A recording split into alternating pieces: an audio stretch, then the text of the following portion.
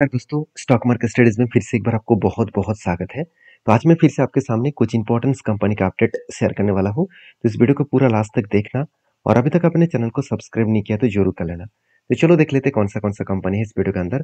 First जो company है जिसका नाम है गुजरात फ्लोरोकेमिकल्स लिमिटेड। तो बेसिकली गुजरात फ्लोरोकेमिकल्स लिमिटेड एक पॉपुलर केमिकल कंपनी है। अगर मैं पेयर करूँ बाकी कंपनी से तो इंडिया के टॉप 5 रैंकिंग में इसका नाम देखने को मिल जाएगा। मगर एक चीज को नोटिस करना कि कंपनीज के ऊपर जो सेल्स एंड प्रॉफिट का ग्रोथ है, लास्ट क्वार्टर्स में कंपनी के ऊपर बिग लॉसेस एंड मतलब big negative sales and big negative profit देखने को मिला। तो क्या हुआ अभी, चलो मैं आपको क्वार्टर में दिखा देता हूँ। जैसे देखिए सेल्स का आंकड़ा 2023 में मार्च के क्वार्टर में 1400 करोड़ के आसपास टोटल सेल्स था। वो घट के आज कितना हो चुका है, 1130 करोड़ के आसपास। एक्सपेंस कितना था, एक्सपेंस पहले था 942, अभी एक्सपेंस थोड़ा सा कम हो गया। तो चलो एक्सपेंस को कंपनी कंट्रोल में तो रखा, उसके बेसिस में क्या कंपनी का नेट प्रॉफिट बढ़े है। अभी ये देखेंगे तो नेट प्रॉफिट जो है वो 332 करोड़ से घटकर 101 करोड़ हो चुके हैं। तो ऐसा क्या हो गया, जो कंपनी लगातार हाई कर रहे थे, लगातार खुद के प्रॉफिट को बढ़ाते चले जा रहे थे, वो अभी प्रॉफिट थोड़ा सा कम हो गया। ऐसे क्यों हो गया? इसके पीछे एक रीजन जो है वो 201 करोड़ और से लेकर 101 करोड़ इसलिए बना क्योंकि जो केमिकल्स का जो मार्केट में डिमांड है, वो डिमांड कई हद तक कम हो चुके हैं। और डिमांड कम होने के कारण कंपनी के ऊपर इतना प्रेशराइज बनता हुआ देखने को मिले। अभी इस कंपनी के ऊपर एक चीजों को नोटिस करना कि इस डिमांड कम होने के बाद क्या कंपनी चुप बैठे हैं? बिल्कुल नहीं। अगर कंपनी की कैपेक्स के बारे में चर्चा करूं तो ध्यान से देखना, कंपनी आज तक की सबसे हाईएस्ट कैपेक्स इंक्रीज किया। जो पिछले सालों में कैपेक्स था 726 करोड़, और इस बार वो कैपेक्स को इंक्रीज किया करीबन 9400 करोड़। और यही कैपेक्स को ज़्यादा बड़ा होने के कारण इंस्टीट्यूशन ने क्या किया, डीएस ने 3.5% होल्डिंग को एडिंग किया।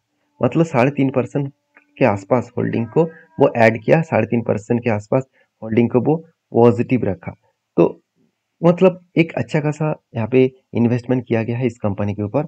और दूसरी बात, कंपनी के जो रेवेन्यूज है, वो रेवेन्यूज को दिखाने से पहले कंपनी का परफॉर्मेंस का दिखा दूं। देखिए कंपनी के एक टाइम आरओई 108% हुआ करता था, आज 24% है। कोई बात नहीं, 3 साल में कम हो गया था, उसको रिकवरी भी कर चुके हैं। उसी तरीके से अगर 5 साल के आरओसी देखूं तो परसेंटेज देख लीजिए, 1 लाख नहीं, 12,90,000 से भी ज्यादा परसेंटेज का आर सी का ग्रोथ हुआ। और वो आज एक लेवल में आ चुके हैं 31% के आसपास। और कंपनी का प्रॉफिट मार्जिन जो है 8% से बढ़ता हुआ देखने को मिला था, आज 23% तक हो चुका है। मतलब गुजरात फ्लोरोकेमिकल्स लिमिटेड एक बेस्ट तरीके से काम कर रहा है। और इस कंपनी के जो प्रोडक्ट वाइज, अगर सॉरी डेप्थ के बारे में बात करूँ तो डेप्थ भी कम है। अगर प्रोडक्ट वाइज बात करूँ तो कंपनी फ्लोरोकेमिकल्स के ऊपर फ्लोरो जो पॉलीमर्स है उसके ऊपर 61%, फ्लोरोकेमिकल्स के ऊपर 19%, साथ ही साथ जो बल्क केमिकल्स है उसके ऊपर 18% कंपनी का बिजनेस चल रहा है। ओवरऑल कंपनी का आदर्श जो मतलब लोकेशन वाइज देखा है तो यूरोप में कंपनी का बिजनेस जो चल रहा है 0.5 के आसपास, इंडिया में 47, और बाकी अदर्स कंट्रीज में ज़्यादा से ज़्यादा प्रोडक्ट को सेल ऑफ किया जा रहा है। इसी के कारण कंपनी का डिमांड जो है वो कम होता देखने को मिले। बाकी इस कंपनी के जो बिजनेस है, उस बिजनेस के पॉइंट ऑफ व्यू से बात करूँ तो इन्वेस्टर आप देख सकते हैं, प्रोमोटर के बाद एफएसडीएस पब्लिक के पास छोटे मोटे क्वांटिटी के साथ होल्डिंग करके रखा है। देखिए कंपनी के ऊपर इतना सेल्स कम होने के बाद भी इंस्टीट्यूशन खुद के होल्डिंग को कंटिन्यू कर रहा है। इसके पीछे एक ही रीजन है, क्योंकि कंपनी का परफॉर्मेंस और कंपनी का प्रोडक्ट बेस्ड है। इसका प्रोडक्ट का डिमांड आज जितना है फ्यूचर में और भी ज़्यादा बढ़ने वाला है, क्योंकि फ्लोरोकेमिकल्स का डिमांड आज जितना है फ्यूचर में और भी ज़्यादा बढ़ने का चांसेस है। तो इसीलिए इस कंपनी के ऊपर मैं फोकस रखता हूँ।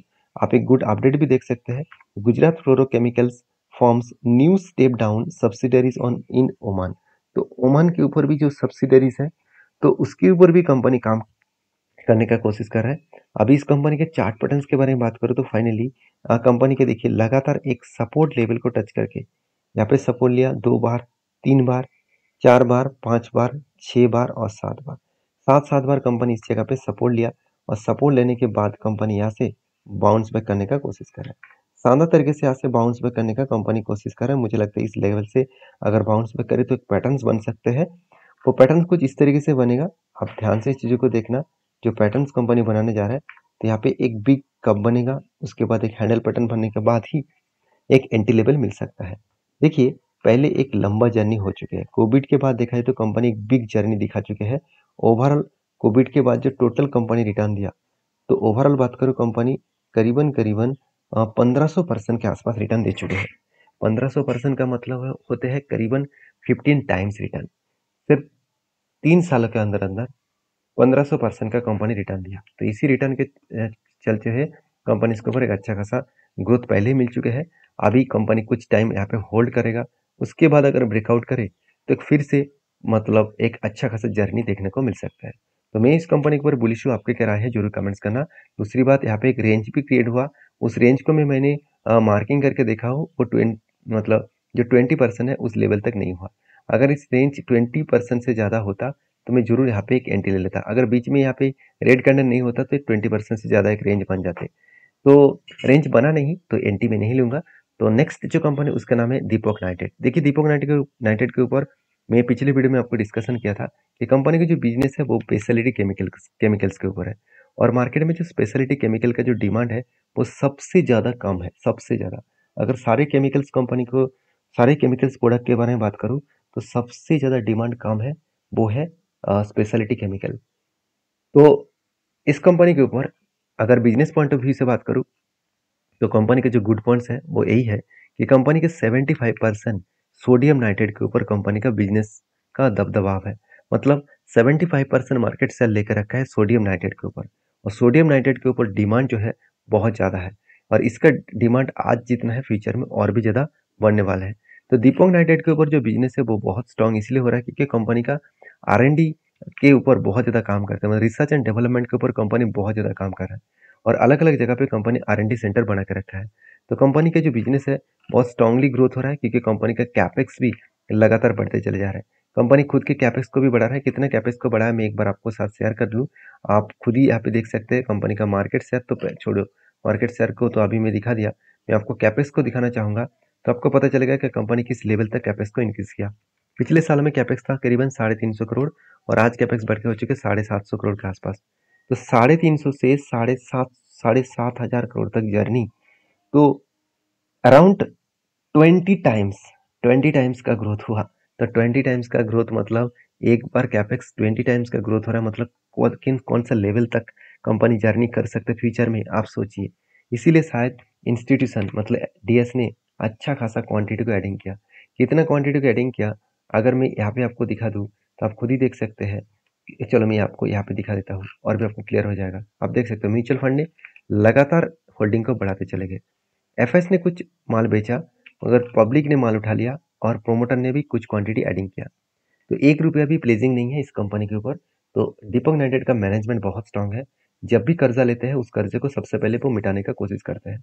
अगर कर्जे के बारे में बात करूँ तो आप खुद ही देख सकते हैं, जब जब कंपनी ज़्यादा कर्जा लिया उसको फटाफट मिटा दिया। इस बार भी कंपनी कर्जा लिया, मगर जो कर्जा लिया गया वो ना के बराबर है, क्योंकि कंपनी के पास जो रिजर्व है इजीली वो कर्जे को मिटा सकते हैं।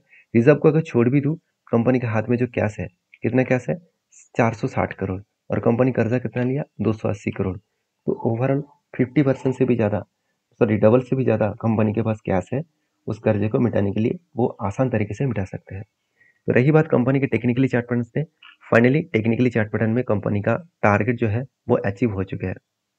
फाइनली टारगेट अचीव हो चुके हैं। कंपनी के ऊपर एक पैटर्न्स बना था, कप विद पैटर्न्स का ब्रेकआउट हुआ, रिटेस्ट किया।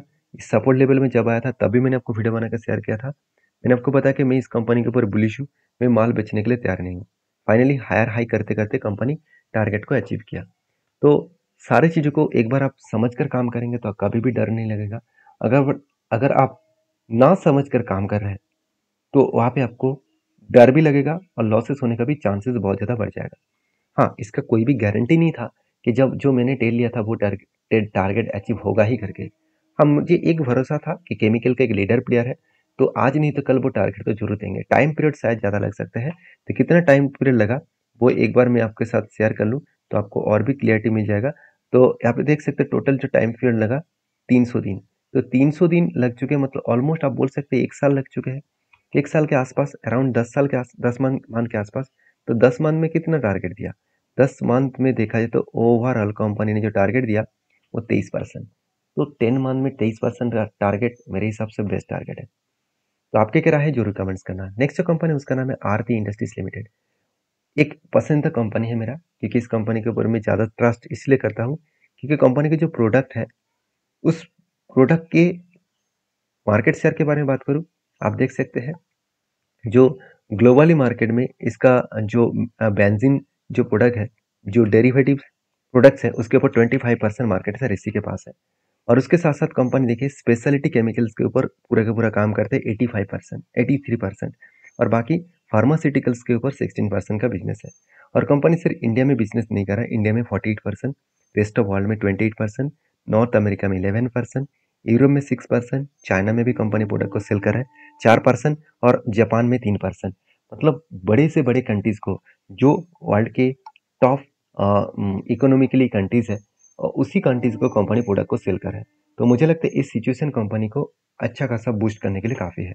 हाँ, आज स्पेशलिटी केमिकल का मार्केट में डिमांड कम है। ये भी बताया जा रहा है कि 2025 खत्म होने से पहले केमिकल का जो डिमांड है वो बढ़ता हुआ नहीं दिखेगा। तो इस सिचुएशन को मैं जरूर कहूँगा कि कंपनीज के ऊपर आप सिचुएशन को समझ कर काम करना होगा। तो केमिकल्स की जो डिमांड है वो अगर बढ़े तो फिर से हार्दिक इंडस्ट्रीज अच्छा खासा जर्नी दिखा सकते हैं, क्योंकि कंपनी के जो रिजल्ट है, अगर क्वार्टर रिजल्ट के बारे में बात करें तो कंपनी का जिस तरीके से रिजल्ट कम हो गया था, मतलब प्रॉफिट ग्रोथ कम हो गया था, उसको फिर से रिकवरी भी कर रहा है। तो आरती इंडस्ट्रीज के ऊपर एक चीज को मैं नोटिस कराऊंगा, कंपनी के ऊपर जो पैटर्न्स बना था, शोल्डर कम हेड कम शोल्डर बने, और फाइनली देखिए यहाँ पे ब्रेकआउट भी हुआ और शानदार तरीके से यहाँ पे टारगेट को भी अचीव किए। तो हमेशा मैं आपको इस चीजों को बार बार इसीलिए दिखाता रहता हूँ क्योंकि चीजों को पहले आपको समझना पड़ेगा। ऐसे नहीं कि हर जगह पे आप टेल लेंगे, हर जगह पे आप काम करने की कोशिश करेंगे, ऐसे मत करिए। आपको पहले काम करने से पहले आपको कंपनी के ऊपर भरोसा होना चाहिए। जैसे फिर से एक पैटर्न्स बनने जा रहा है, एक शोल्डर बने हैं, उसके बाद एक बिग हेड बनेगा, और बिग हेड बनने के बाद फिर से एक शोल्डर बनने का यहाँ पे तैयारी कर रहा है। फिर से एक शोल्डर यहाँ पे अगर बन गया तो एक बड़ा सा एंटी फिर से लेने वाला हूँ, क्योंकि इसका जो टारगेट निकल कर आएगा वो कितना टारगेट निकल कर आएगा। भी देखिए, ये मैं आपको कोई टारगेट नहीं दे रहा हूँ, ये मेरा खुद का टारगेट होगा, क्योंकि जब भी कोई मैं टेल लेता हूँ मैं आपको बार बार बोलता हूँ, हर किसी का अलग अलग ओपिनियन है, आपके ओपिनियन के हिसाब से काम करेगा। और इसका जो टारगेट निकल कर आ रहा है वो करीबन लाइफ टाइम हाई के आसपास, लाइफ टाइम के हाई के ऊपर, मतलब टारगेट अचीव होने का चांसेस बहुत ज़्यादा है। तो मैं इस कंपनी के ऊपर बुलिश हूँ। आपके क्या ओपिनियन है, एक बार मुझे कमेंट्स करके बताना। लास्ट जो कंपनी उसका नाम है MM फॉर्जेंस लिमिटेड। तो जो 3,000 करोड़ का कंपनी है, कंपनी के ऊपर गुड अपडेट यही है कि कंपनी बोनस देने वाला है। 16 तारीख को कंपनी एक के बदले आपको एक बोनस देने वाला है, वो भी 16 जुलाई में कंपनी आपको बोनस इश्यू करेगा। तो जो लोग बोनस पाना चाहते हैं इस कंपनी के ऊपर डीपली रिसर्च करें, उसके बाद काम करें। मैं कोई सेबी रजिस्टर्ड पर्सन नहीं हूँ, तो इसलिए मेरे बात को सुनकर कभी भी काम मत करना। मेरे बात को सुनकर आप एक बार डीपली रिसर्च जरूर करना। विद नेक्स्ट वीडियो में, तब तक के लिए धन्यवाद।